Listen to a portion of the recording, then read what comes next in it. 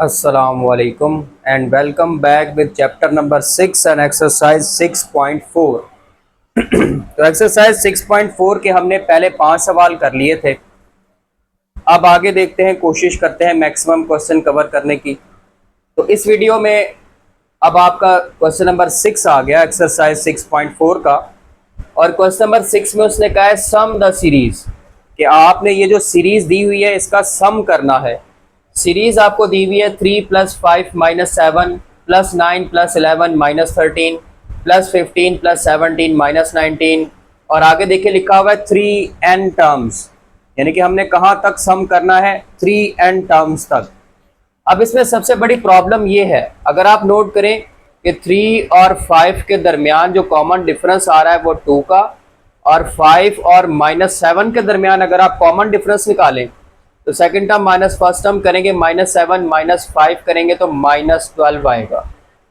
तो सबसे बड़ा प्रॉब्लम तो यही है कि इनके दरमियान कॉमन डिफरेंस सेम नहीं आ रहा। तो सबसे पहले आपको कॉमन डिफरेंस को सेम करने के लिए कुछ करना होगा, और उसका हिंट ये है, ये उसने लिखा हुआ है ना 3n टर्म्स, 3n टर्म्स। तो अब 3n टर्म से हिंट ये मिलता है कि आपने क्या करना है, आपने इन नंबर्स के 3 के पेयर्स बना लेने हैं, 3 नंबर्स के पेयर्स बना लेने हैं। यानी कि सॉल्यूशन में जो पहला स्टेप आप करेंगे वो ये करेंगे कि 3 के पेयर बना लेंगे।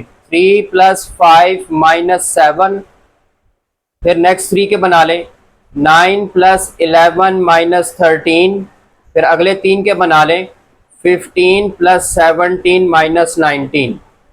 अब एक तवज्जो तलब बात है कि जब आप 3 के पेयर्स बना लेंगे, ये तीनों नंबर सॉल्व होके एक नंबर में चेंज हो जाएंगे। अभी हम इसको सॉल्व करेंगे, तो जब आप इन 3 नंबर्स को सॉल्व करेंगे तो वो एक नंबर में कन्वर्ट हो जाएगा। इन तीनों को सॉल्व करेंगे वो एक नंबर बन जाएगा, इन तीनों को सॉल्व करेंगे वो एक नंबर बन जाएगा। तो वैसे तो सवाल में 3n टर्म्स थी, लेकिन जब आप 3 को सॉल्व करेंगे वो और एक नंबर में कन्वर्ट हो जाएगा, तो ये आपकी नंबर ऑफ टर्म्स भी कम हो जाएंगी। और कितनी कम हो जाएंगी, ये बन जाएंगी n टर्म्स। 3n टर्म्स से बन जाएंगी n टर्म्स, क्योंकि आपने 3 नंबर का पेयर बनाना है, वो सॉल्व होके एक टर्म बन जाएगी। तो पहले 3n टर्म्स दी हुई थी, तो 3n को 3 से डिवाइड कर दो, क्योंकि आपने 3 का पेयर बनाना है, तो वो बन जाएगी n टर्म्स। तो ये दूसरा स्टेप ज़हन में रखना है।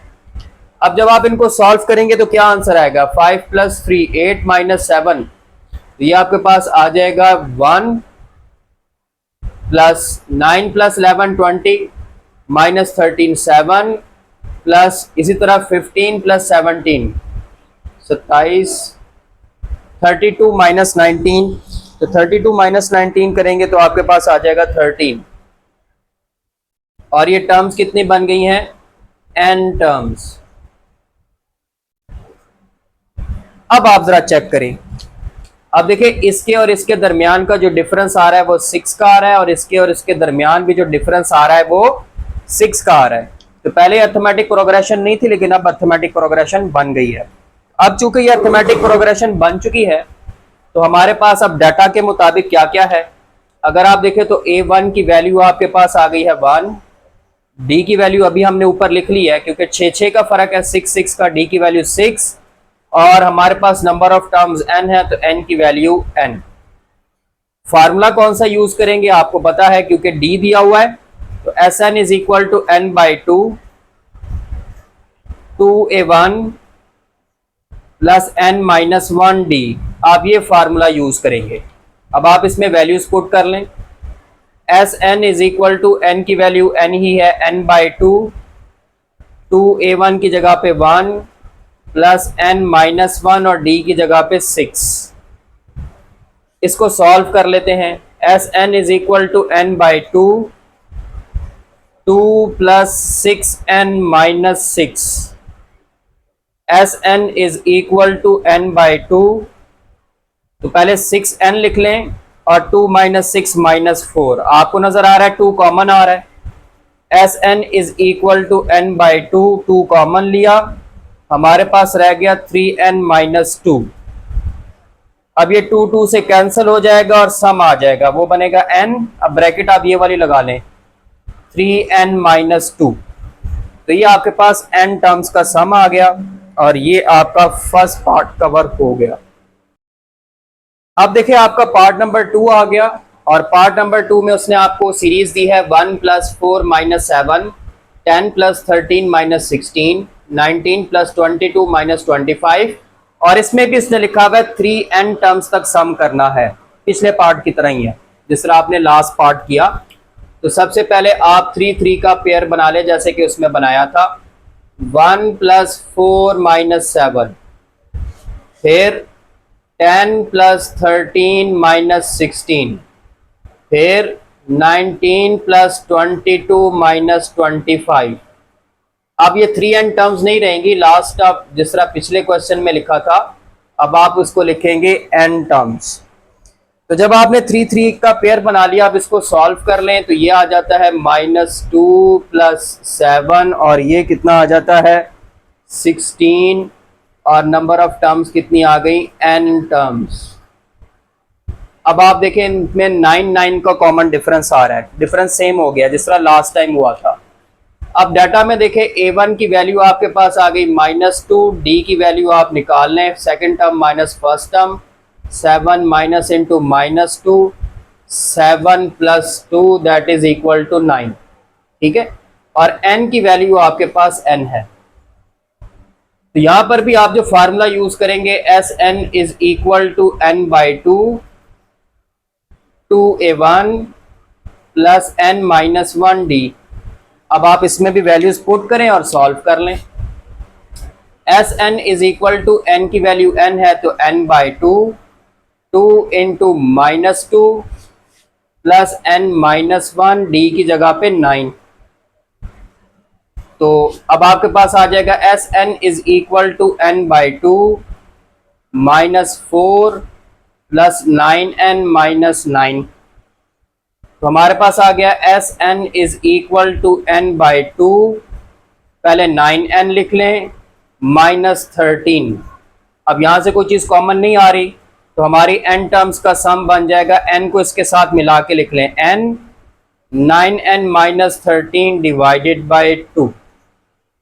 तो ये आपका पार्ट नंबर 2 हो गया, क्वेश्चन नंबर 6। इसी तरह आपका क्वेश्चन नंबर 7 आ गया। क्वेश्चन नंबर 7 में कहता है find the sum of 20 terms. आपने 20 टर्म्स का सम निकालना है। हुज आर्थ टर्म इज 3r + 1, जिसकी आर्थ टर्म 3r + 1 है। तो जैसा कि आपको पता है कि आप nth टर्म को an लिखते हैं, तो ये जो आर्थ टर्म है इसको आप क्या लिखेंगे, इसको आप लिखेंगे ar, और वो क्या दी हुई है आपको 3r + 1। ये आपको उसने आर्थ टर्म दी हुई है। आपने निकालना क्या है, सम ऑफ 20 टर्म्स यानी कि S20। यहां से ये बात भी क्लियर होती है कि n की वैल्यू 20 है। अब देखें आपको आर्थ टर्म मालूम है, इसको आप नाम दे दे बेशक 1 का। अब हम एक काम करते हैं, आर्थ टर्म मालूम है, हम r की जगह पे 1 और 2 पुट करके a1 और a2 निकाल लेते हैं। तो इसलिए आप यहां पे पहले लिखेंगे put r is equal to 1।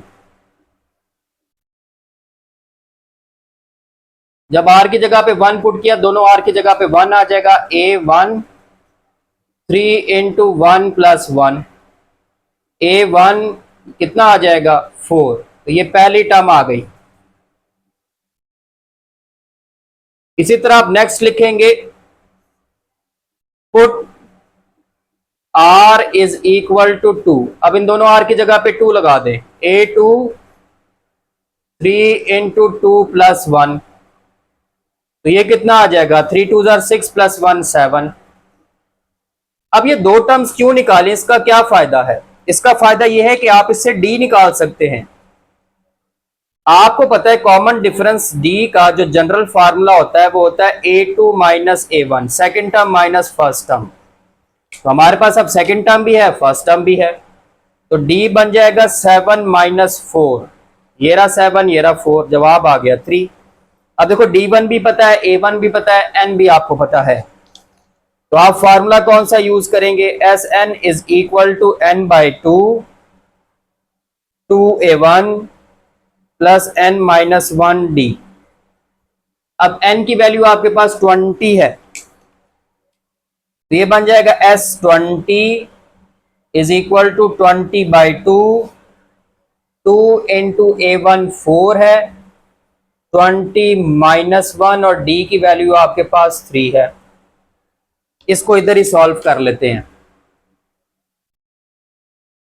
S20 is equal to, ये डिवाइड हो गए 10, 2 4s are 8 plus 19 into 3, 10, 8 plus 57, 10, ये कितना बन गया 65 और आपके पास आंसर आ गया 650। तो ये ले S20 का आंसर भी आ गया। तो ये हो गया आपका क्वेश्चन नंबर 7। अच्छा, क्वेश्चन नंबर 8 पर आ जाएं। अब क्वेश्चन नंबर 8 में कहता है कि if fifth and ninth term of AP are 11 and 17, कि एक अर्थमेटिक प्रोग्रेशन की फिफ्थ और नाइन्थ टर्म 11 और 17 है, find the sum of 20 terms. आपने 20 टर्म्स का सम निकालना है। तो ये आप किस तरह से करेंगे? तो सबसे पहले तो देखिए डाटा में आपके पास क्या क्या है। अब उसने खुद कहा है ना कि फिफ्थ और नाइन्थ टर्म 11 और 17 है, इसका मतलब है कि आपके पास A5 है 11 और A9 है 17। हमने निकालना है S20, सम ऑफ 20 टर्म्स।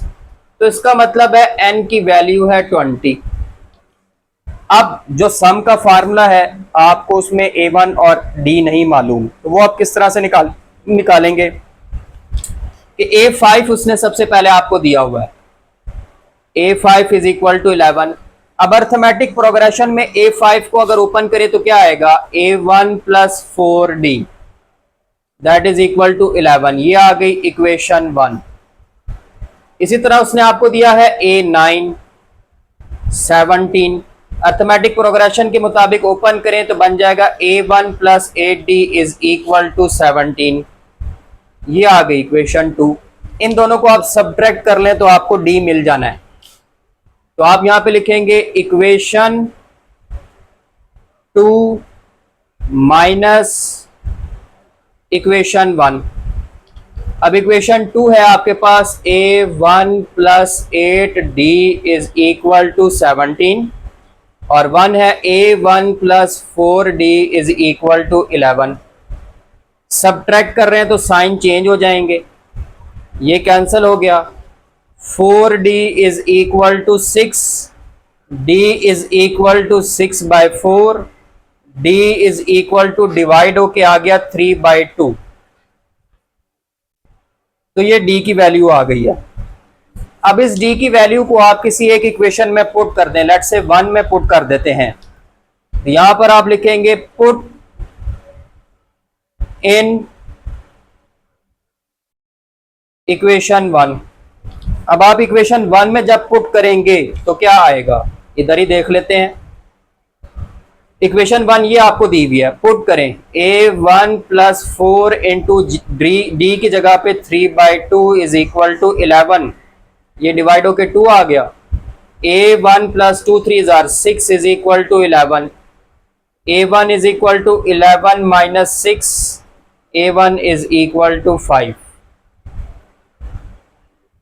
आप देखो A1 भी पता चल गया, D भी पता चल गया। अब आप S20 आराम से निकाल सकते हैं। तो हमारे पास फार्मूला क्या है Sn निकालने के लिए, Sn is equal to n/2, 2A1 plus n-1D।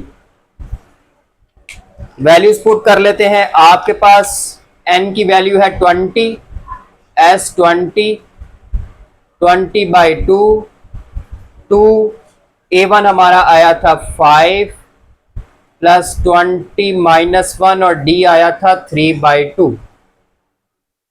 ये डिवाइड हो गया 10 10, ये बन जाएगा 19 इंटू 3/2।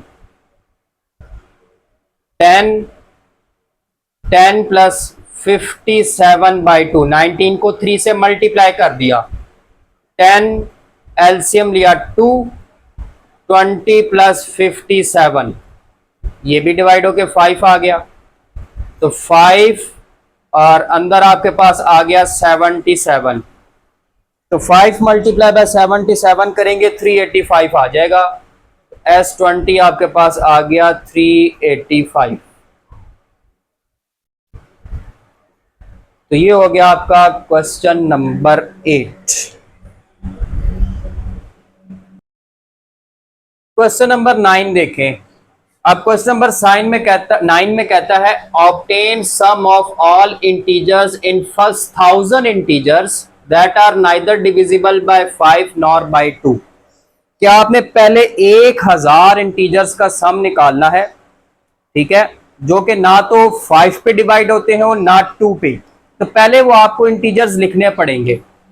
अब देखिए वो कौन कौन से होंगे। 1 आ गया, 2 नहीं आएगा, 3 आएगा, 4 नहीं आएगा, 5 नहीं आएगा, 6 भी नहीं आएगा, 7 आएगा और 9 आएगा। अब मैंने ये 1 से लेके 10 तक ये 4 इंटीजर्स लिखे हैं। अब देखिए ये जो चारों इंटीजर्स हैं ये ना तो 2 पे डिवाइड हो रहे हैं ना 5 पे।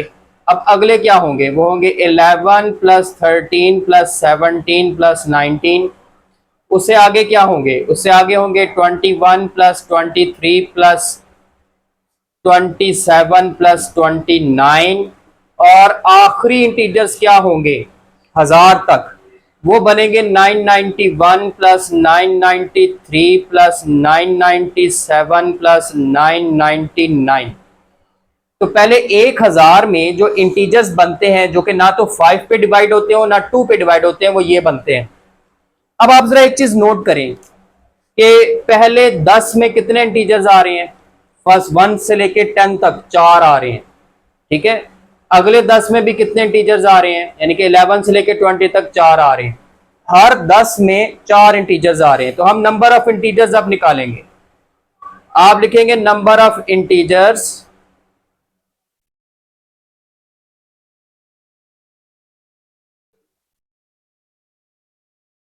फ्रॉम 1 टू 10, 1 से लेके 10 तक नंबर ऑफ इंटीजर्स कितने, 4। तो 1 से लेके 100 तक कितने बनेंगे, number of integers from 1 to 100, 4 के साथ एक जीरो लगा दो, 40 बनेंगे। तो 1000 तक नंबर ऑफ इंटीजर्स कितने बनेंगे, number of integers from 1 to 1000 वो बनेंगे 400। तो पता चला ये 400 इंटीजर्स बनते हैं। अब एक और प्रॉब्लम आ गई। प्रॉब्लम ये आई कि आप नोट करें, अर्थमेटिक प्रोग्रेशन नहीं बन रहा। 1 और 3 का डिफरेंस जो है वो 2 का है, 3 और 7 का डिफरेंस 4 का है। तो हम क्या करेंगे, हम 4 के पेयर्स बना लेंगे जैसे कि मैंने बनाया है। पहले 4 का पेयर बन गया, दूसरे 4 का पेयर बन गया, ये तीसरे 4 का पेयर बन गया और ये आखिरी 4 का पेयर बन गया। तो जब आप ये पेयर बना के सॉल्व करेंगे तो जवाब क्या आएगा, 1 प्लस 3 प्लस 7 प्लस 9, ये आ गया 20। 11 प्लस 13 प्लस 17 प्लस 19, ये कितना आता है, ये आता है 20 और न 30 और 30 60। और ये 21 प्लस 23 प्लस 27 प्लस 29, ये 100 आता है। और इसी तरह ये आखिरी ऐड कर लें, 991 प्लस 993 प्लस 997 प्लस 999, तो ये आता है 3980। तो ये आपने 4 के पेयर्स बना ले। तो जब 4 के पेयर्स बनाए तो नंबर ऑफ इंटीजर्स कितने रह गए, 4 से डिवाइड कर लें। तो यहां पर आप लिखेंगे number of integers, number of integers 400 थे, आपने 4 के पेयर बनाए तो 4 से डिवाइड कर लें तो 100 आ गया। इसका मतलब n की वैल्यू आपके पास 100 आ गई है। तो ये टेक्निकल क्वेश्चन था, इसमें n आपने बड़ी टेक्निक से निकाला है। अब देखिए पहली टर्म क्या है, 20। कॉमन डिफरेंस खुद नोट कर लें, 60 माइनस 20 करेंगे 40, या 100 माइनस 60 करेंगे 40। और आप ये भी देखें, आपको लास्ट टर्म भी मालूम है, an इज इक्वल टू 3980। तो अब यहां पर आपकी मर्जी, आप कोई भी फार्मूला लगा सकते हैं क्योंकि आपके पास पहली टर्म भी है, लास्ट टर्म भी है। तो आप यहां पर फार्मूला लगा ले, S N is equal to N by two A one plus A N.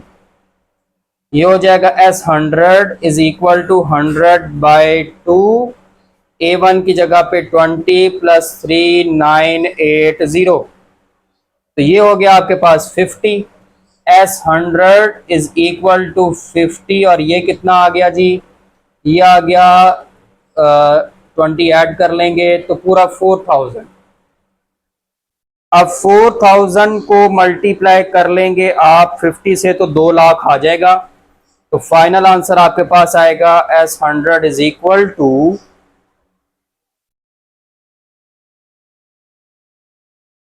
2 lakh.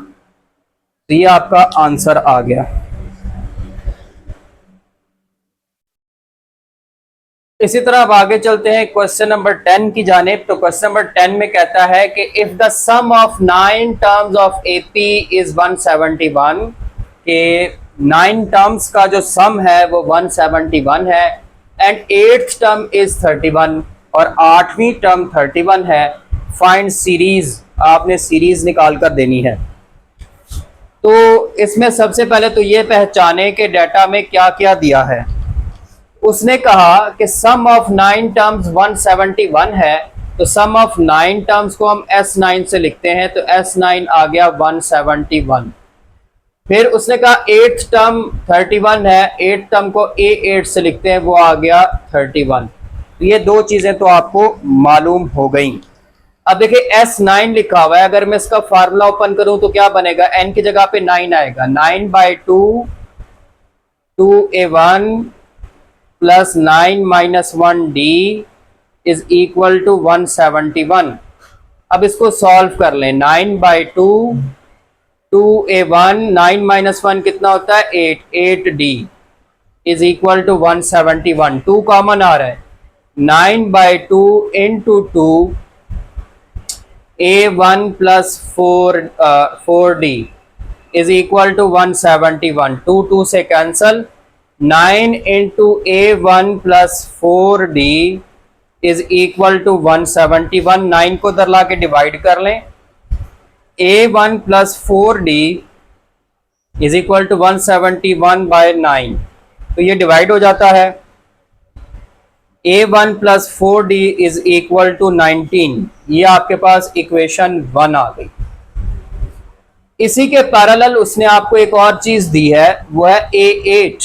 ये तो a8 को ओपन करके आप लिख दें a1 plus 7d is equal to 31।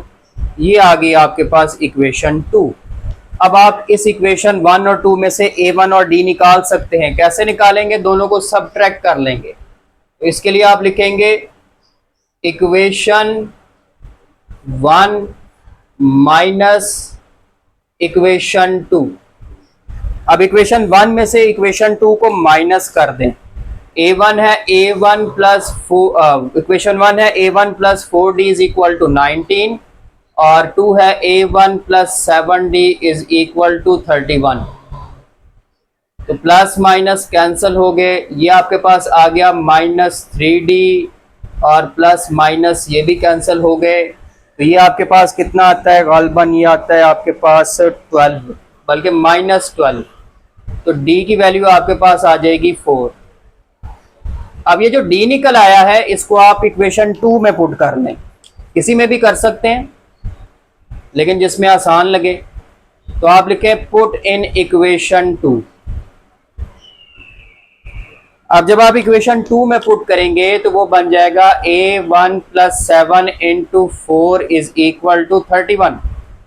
a1 28 is equal to 31। a1 is equal to 31 minus 28। a1 कितना आ गया आपके पास 3। अब देखो a1 और d दोनों मिल गए हैं, हमने सीरीज बतानी है। आपको पता है सीरीज किस तरह से लिखी जाती है, प्लस के साथ। तो हम सीरीज लिख लेते हैं, वो होगी a1 plus a2 plus a3 and up to so on. A1 को ऐसे ही रहने दें, आपको पता है A2 की जगह पे लिख सकते हैं आप A1 प्लस डी, और A3 की जगह पे आप लिख सकते हैं A1 प्लस 2D। ये वही अर्थमेटिक का फार्मूला है। अब A1 भी पता है, D भी पता है, तो ये बन जाएगा 3, A1 3 है तो, और 3 प्लस 4, और ये बन जाएगा 3 प्लस 2 इंटू 4। आप इसको सॉल्व कर लें, 3 प्लस 7 प्लस ये कितना बनेगा 8, 11 plus up to so on. ये आपकी रिक्वायर्ड सीरीज आ गई है। ये हो गया आपका क्वेश्चन नंबर 10।